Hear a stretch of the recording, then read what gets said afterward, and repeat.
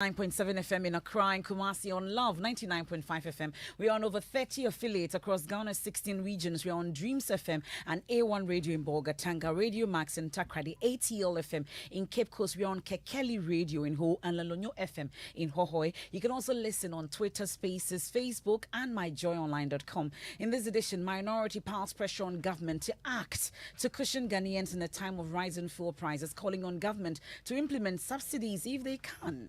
I therefore call on President Akufo-Addo and the outgoing Minister of Finance that they should do something about this price increment. Government has received more than it projected for the whole year. So government is making supernormal profit. If it means that government has to use part of our petroleum resources to subsidize fuel, let them do that. We have details as they describe as wishful thinking, an announcement by the president to source cheap fuel for the local market. The president says he's going to look for cheaper oil. From where? From Apam. And he did not even give us timelines. This wishful thinking would not solve the problem. The National Petroleum Authority has been explaining its suspension of subsidies on residual fuel will not affect petroleum prices at the pumps. Prices of petrol and diesel at the pumps have not been subsidized, and it has remained so. It is for this reason why we see the prices changing from time to time. So this has got nothing to do with the fuel sold at the pumps for you and I to buy into our cars. This is purely for use by the manufacturing industry. And as traders continue to bear the brunt of the distressed Ghanaian economy, the cedi has been fluctuating. These days, if you want to prepare fufu at home and eat, you need at least 300 cedis.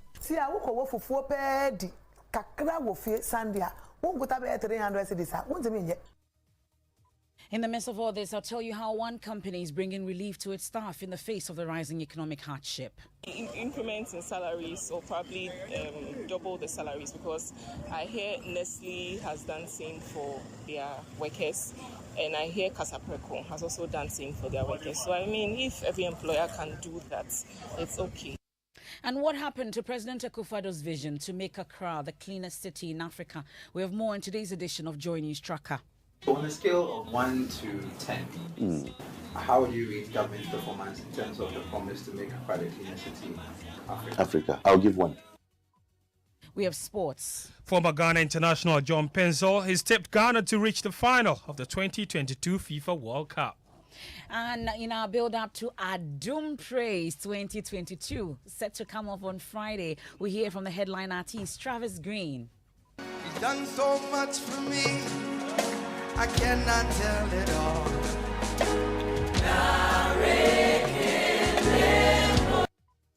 We have that said more in this afternoon's edition of the Midday News. You're on Joy 99.7 FM. This is your home of independent, fearless and credible journalism. Reason why you ought to stay for details.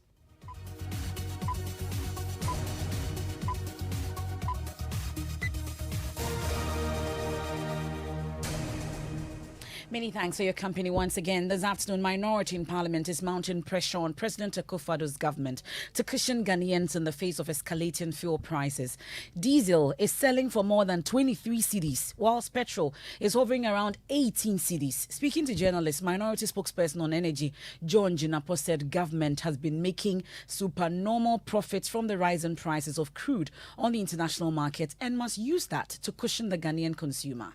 Fuel that was selling at 6.5 cedi per litre has now increased by 300%. In less than 1 year, the price of fuel at the pump has increased by more than 300%. Indeed, today, fuel is more costly than even the minimum wage.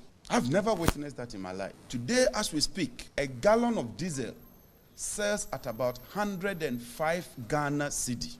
This government is making so much money from the Ukraine-Russian war. In the 2022 budget, government projected that it will receive a total amount of about 6 billion for the whole of 2022. That is what was projected in the budget. Today, as we speak, from the PIAC report, in less than 3 months, and I mean just 1 quarter, government has received over 8 billion cedis from our petroleum resources. So in 3 months, government has received more than it projected for the whole year. So government is making supernormal profit. In fact, even the price stabilization and recovery levy, which is supposed to subsidize fuel, government projected that in the first 2 quarters, it will receive 269 million. As we speak, from the Ministry of Finance's own record, government has received about 800 million. And so this notion that government is not making revenue is a fallacy. It's a complete falsehood. Government is making so much money from our petroleum resources. I therefore call on President Akufo-Addo and the outgoing Minister of Finance that they should do something about this price increment. These difficult moments, if it means that government has to use part of our petroleum resources to subsidize fuel, let them do that. Moreover, there's a price stabilization and recovery levy. It is there to subsidize fuel. Exactly. It has accumulated a lot of money, and they should apply that money. Well, John Jinapor described as wishful thinking an announcement by the president that government was working to secure affordable fuel for the Ghanaian market, questioning where they will get that from. We are saying that the government can apply these supernormal profits to cushion the ordinary consumer. That's what we are saying. And we've demonstrated to you that government is getting more than it required even in the first quarter. We've demonstrated to you that the price stabilization levy, instead of the 260 million, they've gotten about 800 million. We are also adding to the call of President Mahama that the Tema Oil Refinery, as a matter of urgency, with immediate effect, should process Ghana's domestic crude. That can give us about 45,000 barrels of processed crude every day. That will put a less of a burden on the need for forex. This is not rocket science. This is something we attempted doing by giving Tema Oil Refinery 2 million barrels of oil from the 10 fields under President Mahama. This government took over and sold that barrels of oil. And so something can be done. The president says he's going to look for cheaper oil. From where? From APAM. And he did not even give us timelines. These wishful thinkings would not solve the problem. Let me bring in parliamentary correspondent Kweku Asante. He sat through that press conference, joins us on the line. Kweku, let's talk about further details that the minority gives in terms of how we can get out of this situation. So according to John Jinapor, their analysis of the data shows that government should be able to raise enough revenue from the shortfalls and the windfalls it's been making from the international market to cushion Ghanaians. They say that Ghanaians cannot keep reeling under this intense escalating prices alone. And have we had any response from the majority side to the concerns raised by the minority so far? Indeed, what we are learning is that the majority are set to respond to these concerns that have been put forward by the minority. They say they are studying the content of the press conference organized by John Jinapor, which is ranking on the Mines and Energy Committee, and before the close of the day, they will respond to what they say are the fallacies that have been put out by the NDC. And what is on the agenda for today in terms of for consideration in the House? So Parliament has been considering a report that has to do with the GNPC. MPs have been raising concerns about what they say is the veering of its core mandate by GNPC, doling out money to places where it should not be doing. Some of them have been warning that GNPC is on the verge of bankruptcy. That's parliamentary correspondent Kweku Asante there. Let's stay a while longer on petroleum products because the National Petroleum Authority says its decision to suspend the subsidy on residual fuel oil, the RFO, will not have any impact on sale of products at the pumps. The NPA on October 31 announced the move, saying it is in line with a directive from the Ministry of Energy to ease the financial burden on the price stabilization and recovery account. But Abbas Tusanti, head of economic regulation at the NPA, provides further details. The subsidy we have on it is affecting its supply. The suppliers of these products are refusing to supply the products because the subsidies are not being paid on time. That is one. And also, because the subsidies are not being paid on time, the companies have refused to supply the product. They sell and they are not recovering the full cost. And they are not also getting the subsidy paid to them. And therefore, the industry, the manufacturing industry, has suffered to access this product. This led them to close down their factories, and they have not been producing. So it's been a challenge for them. We've engaged them, and the solution was that to help them to get the product available, it would be better for them to pay the full cost than to not have the product and get their factories running. And therefore, the resolution was that in the meantime, the subsidy on RFO should be removed so that they can have access to this product. It's important to note that the alternative product they can use is diesel. As we all know, the cost of diesel is very, very high now. So the industry prefers to pay for the full cost of RFO so they can continue running their factories than not to have the product at all. And that's the reason why we issued that letter indicating that the subsidy we have on residual fuel oil has been suspended in the interim. Now, you would ask, why is the subsidy on RFO being scrapped when we have the premix? As we all know, premix is used by mostly the fishermen. They are much more poorer folk, and therefore the subsidy on that one is still being maintained for now. So the revenue we are generating from the price stabilization recovery levy will be focused only on premix fuel for now, whilst the RFO subsidy, like I said, will be taken off until things change, and then a further communication will be made. Except that RFO is not fuel sold at the pump to consumers like petrol and diesel. In fact, RFO is a fuel used by manufacturing industry. So that is what they use in those manufacturing industries are about consumers. The product RFO is not sold at the filling station. So this has no effect on prices at the pumps. Well, that's the head of economic regulation at NPA, Abbas Tusanti. Traders continue to bear the brunt of the distressed economy. Importing goods for sale remains a major challenge due to weeks of the cedi being battered by the dollar. Government has assured the Ghanaian economy will recover, but traders remain apprehensive. Listen to some of them share their frustrations on Prime Morning. Last week Saturday, no,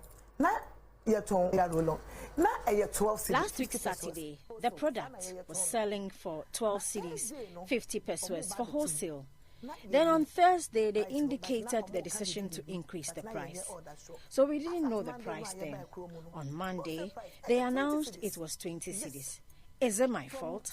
If I buy at 20 cedis, I will sell for 21 cedis if you are buying a lot. If you are buying just one, then you'll have to pay 22 cedis for that.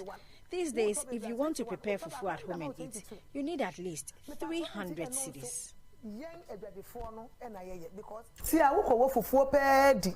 Kakra wo fie sandia. Won go tabe 300 cedis. Won temi nje. Na me na me ka kire wo. Sugar. 2016 was 170 Ghana cedis. Now it's selling at 600 Ghana cedi. That's a 252.9% increment since 2016. I don't think there are any products in the market now that has that much price increment in that percentage. Okay? So I don't think that market women and traders are increasing their prices. No, they are moving according to the inflation so that they don't run at a loss. They've already lost a lot of money from importing, from the duty, from high taxes. They are losing money. They have employees that they pay.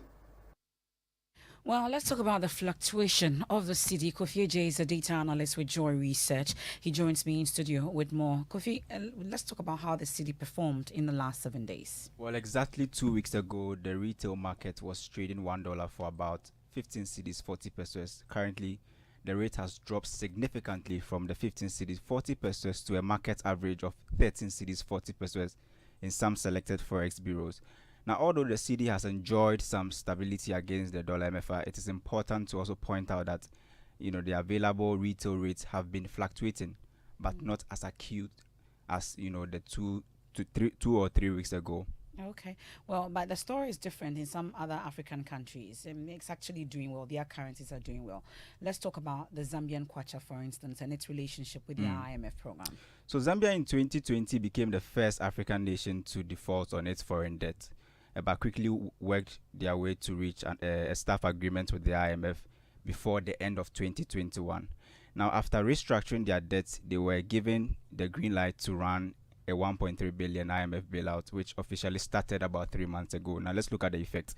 Now, according to Bloomberg, Emefa, right after the IMF funding was announced, the kwacha appreciated by 3.1% against the dollar, making it the world's best performer against the greenback. Now, inflation has also dropped significantly from 24.4% in August last year to now currently around a single digit of 9.9%. Okay. And by the way, has the noise stopped and has it affected the cedi in any way? Okay. Well, and that's Kofi J with our research desk there joining us with details about the fluctuating cedi. But the escalating prices of foods and services has given many people reason to cut down on their expenditure. With salaries remaining same for most workers, some have even suggested a working from home option as a means of cutting down costs. Well, one company has, however, instituted a measure to fatten the spending purse of their staff. Casapreco Company Limited, in a memo to the staff, announced the payment of double salary for the staff. And Joy News editor Fred Smith joins me in studio with more on this. So what are we learning? Yeah, Emefa, we get good news once in a while. Yeah, the double salary would be given to permanent, casual, and contract employees of Casa Preco Limited. Management, in a letter, stated its decision is based on the recent volatilities in the country, which they say is affecting the well-being of staff, a situation management gravely says they are concerned about. And I must state that the letter indicated this is just one measure taken by management, meaning other relief measures are also on board to ensure that their staff and their families live comfortably regardless of the economic situation. And we've been getting reaction from the public to this.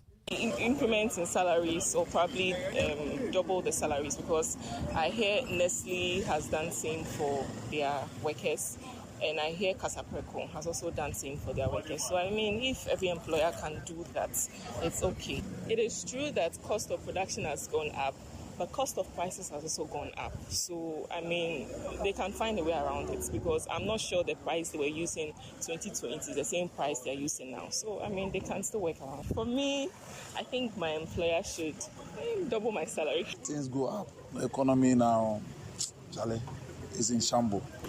In Ghana now, if you have wife and children, Charlie, it's not be easy. So they should double it. But they should increase my salary.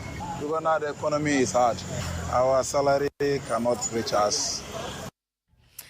Some reaction to that. Well, God bless employers for doing the most in spite of the hard times. Well, in 2017, President Akufo-Addo had the vision to make Accra the cleanest city in Africa by 2020. That vision changed to the end of 2024 when Sanitation Minister Cecilia Abunadapa addressed the media in 2019. 6 years into President's promise to make Accra the cleanest, the coalition of NGOs in water and sanitation is not impressed with work done so far. Jojo Kobna has more in today's edition of our Joy News Tracker. By the end of the 4 years of my term in office as president, Accra will be the cleanest city in Africa.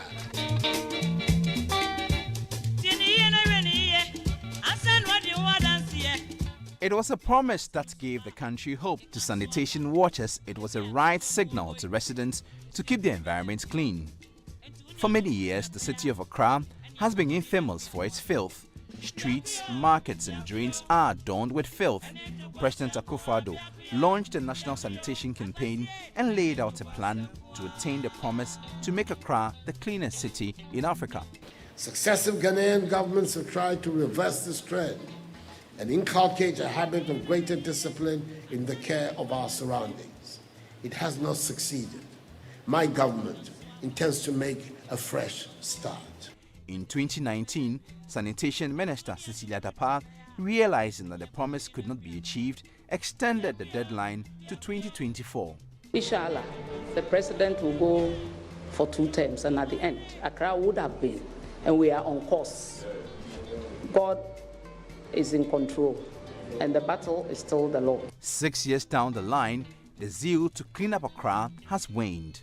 A council member of the coalition of NGOs in water and sanitation, Patrick Apoya, is disappointed.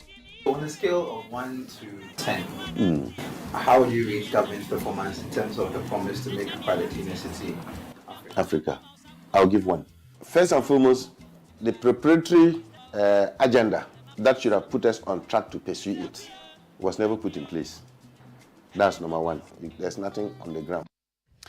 That's our Joy News Tracker. The full version airs later this evening, also on the Joy News channel and myjoyonline.com. We'll take a quick break. This is the Midday News. We're on Joy 99.7 FM and Love 99.5 FM in Kumasi. We're on Twitter Spaces, Facebook and myjoyonline.com, and over 30 affiliates across Ghana's 16 regions. Minority is this afternoon piling pressure on government to act to cushion Ghanaians in a time of rising fuel prices, calling on government to implement subsidies if they can. When we return from the break, we'll do our No to Galamsey campaign. We'll tell you how communities situated downstream of highly polluted Ofin and Pra rivers are feeling the negative impact of illegal mining.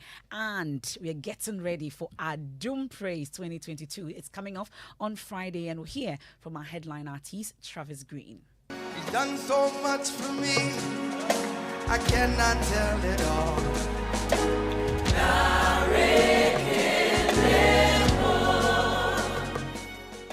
Charlie, in life life, something must kill you. And for me, Rock GH, they kill me with juicy local shows, movies, and soaps all week, every week. See, from Monday to Thursday at 9 p.m., Office Palava kills me with laughter and kasa. Then at 9:30 p.m. from Monday to Friday, Odomu Wahala kills me with suspense and drama overload. Then third Friday of every month is Fresh New Movies Night. Tune in to Rock GH on DSTV channel 164 or GoTV channel 117. Rock GH, home of Ghanaian entertainment. Ayami, if I say EGL Bazaar, say it be Bazaar. Electroland Ghana Limited is running a tech sale all you can grab bazaar. Items are a mixture of brand new, slightly used, scratched, showroom display, repaired and dented. Get up to 80% off. EGL Bazaar runs from Friday to Sunday. That is on the 4th, 5th and 6th November from 8 a.m. to 6 p.m. each day. Location, Coca-Cola Roundabout Spintex. Satisfy your tech hunger with products from Nasco, Samsung, Media, Toshiba and more. Samsung television at 1,199 Ghana City. Grab a Nasco top load washing machine 6 kg, 1,299 Ghana City. Media toaster 399 Ghana City. Grab for yourself smartphones, accessories, candlelights, washing machines, fridges, ovens, gas stoves, vacuum cleaner, dispenser. Quickly jot down the numbers. Call 0242 439 437. EGL, home of electronics and appliances.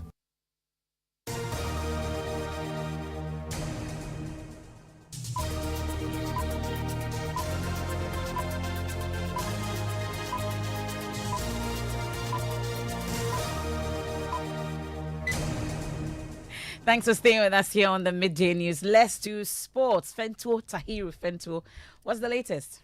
Thank you, Emefa. Now, former Ghana international John Pencil has tipped the Black Stars to reach the final of the 2022 FIFA World Cup. According to Pencil, who was a key member of the Ghana team that reached the quarterfinals of the competition in 2010, the experience gained over 3 previous World Cup appearances has made Ghana prime candidates for success in Qatar. We have a potential to win in the final because why? We are experienced now in the World Cup, FIFA World Cup. That's all the best, and from the bottom of my heart, the team will reach final. Yes, that's John Pencil tipping Ghana to reach the World Cup final there. Back to you, Emefa.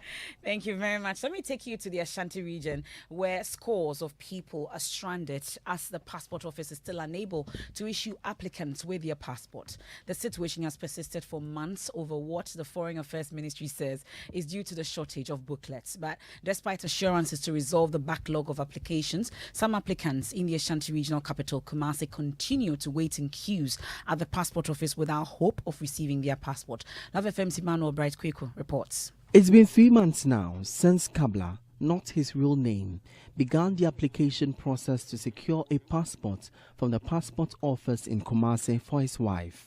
Having undergone all required stages and made due payments to the office, collection of his wife's passport booklet is now daunting and a nightmare.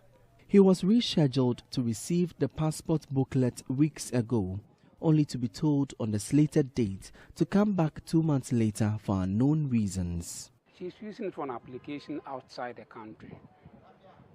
My brother-in-law has been able to secure an application for her with a certain nursing home care agency in the UK. And the agency is just waiting for her to bring the passport number so that they can conclude the certificate of sponsorship that they are preparing for her. Because so that she can leave the system. My wife used to be a health worker, but she was never able to be employed by the government. And now opportunity of this has come, and as a citizen, she just needs a passport to leave. And you are telling me to be going up and down. What is the meaning of this? I asked the gentleman that I'm in to collect the passport on behalf of my wife, because that's the collection date. And then I was just to leave and come in 2 months' time. And I was asking, in 2 months' time, which exactly day? Should it be a Monday, a Tuesday, maybe in December or in November? The officer was not even ready to look at my face. Just, gentlemen, just leave and go and come in 2 months' time. But we are reliably informed that people have been there within this same kind of system. They've been there on several occasions. Yes, so they don't get a passport. Kabla says the delays could hamper his wife's opportunity to travel overseas. Like I did say, the opportunity is time-bound. So if the agency waits for the number and they don't get the number, maybe my wife might lose the opportunity. And she has to wait, and we have to struggle again and get the opportunity elsewhere again. It's not easy. So would it in a way affect your livelihoods? Yeah, my wife is currently supporting me. And I think with this opportunity, and when she's able to live, I think we've done the cost-benefit analysis. It will really help a lot, really help a lot. It will really help a lot. To ascertain the situation, I visited the office where I met Kofi, also not his real name. Kofi has been chasing the booklet for nearly 9 months now. Unlike Kabla, whose wife needs the booklet urgently, Kofi wants his for future use. I came here around 13th of January, and they told me to come around 4th or 5th of February, but I chose not to come on that day. I came somewhere in May, and they said I should go and come back. So I came back in June again. It's time for our No to Galamsey campaign, and communities situated downstream of highly polluted Ofing and the Pra rivers are paying dearly for activities of illegal mining. My colleague Ohimeng Teria recently visited some affected communities and reports waterborne diseases arrive as residents are forced to use polluted water. My trip took me to Atrebuana, a farming community situated downstream of the main Pra River in the Shamal district of the Western region. The mainstay of residents here is crop and vegetable production, fishing and basket weaving.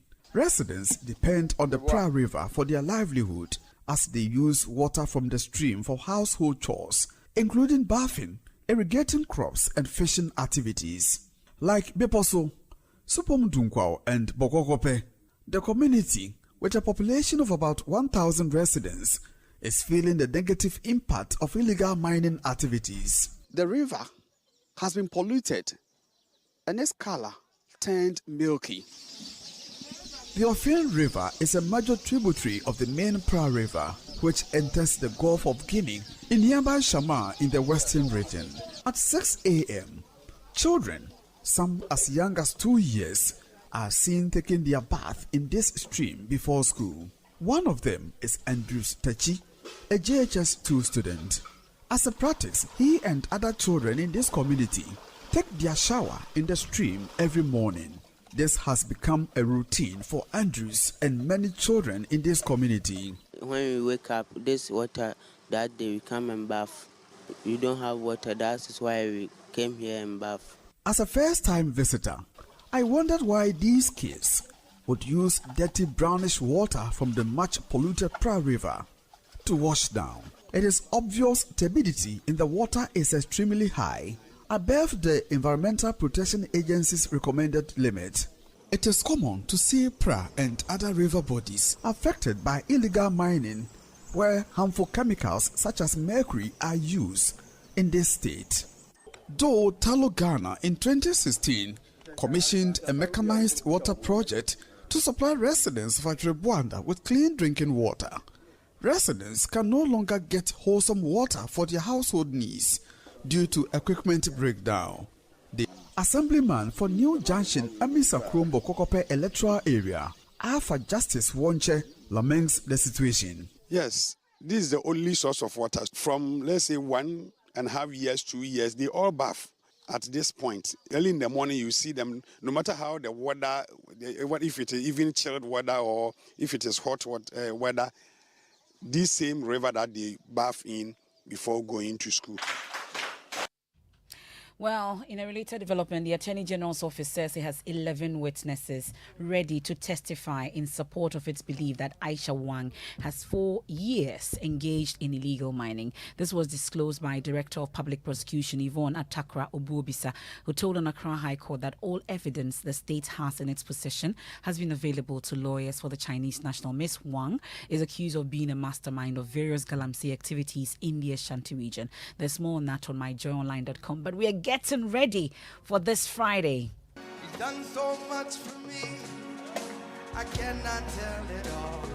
And it's the 12th edition of our Doom Praise Festival. Yea, Behim is the biggest gospel music festival for the year, headlined by Travis Green. And we're bringing you Christ at Work experience, featuring an atmosphere of prayer, worship, and praises. PACS star Edwin Datson, Celestine Donko, Ohima Messi, and many, many more will be performing. You need to get your ticket now. Also performing is the Multimedia Choir, Sax Bossa, Jesse Morgan, and many more. It will be on Friday, the 4th of November at the Perez Dome, Jowolu Junction. A ticket for single is 100 CDs, double 150. Please, let's meet there and get the Christ at Work experience. And that's how we wrap up today's edition of the Midday News here on Joy 99.7 FM Living Word with Pastor Mensah Uta.